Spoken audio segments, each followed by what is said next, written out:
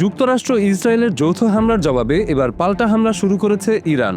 আর ইরানের নিশানায় তড়িঘড়ি করে জরুরি অবস্থা ঘোষণা করেছে ইসরায়েল।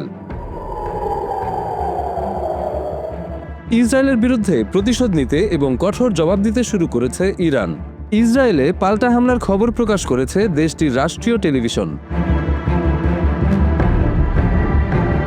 আন্তর্জাতিক গণমাধ্যম আল জাজিরার তথ্য মতে ইসরায়েলি সেনাবাহিনী দাবি করেছে ইরান থেকে তাদের ভূখণ্ডের দিকে ক্ষেপণাস্ত্র নিক্ষেপ করা হয়েছে। এ কারণে দেশটির বিভিন্ন এলাকায় সাইরেন বাজানো হয়। ইসরায়েলের সেনাবাহিনী এক বিবৃতিতে জানিয়েছে, হুমকি মোকাবেলায় ইসরায়েলি বিমান বাহিনী কাজ করছে এবং প্রয়োজন হলে আকাশপথে প্রতিরোধমূলক ব্যবস্থা নিচ্ছে। তবে কর্তৃপক্ষ সতর্ক করে বলেছে, প্রতিরক্ষা ব্যবস্থা শতভাগ সুরক্ষা দিতে সক্ষম নয়।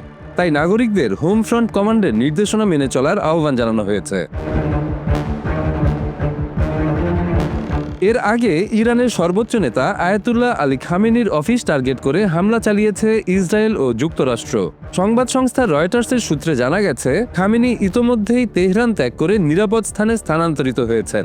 তার বর্তমান অবস্থান সরকারিভাবে গোপন রাখা হয়েছে।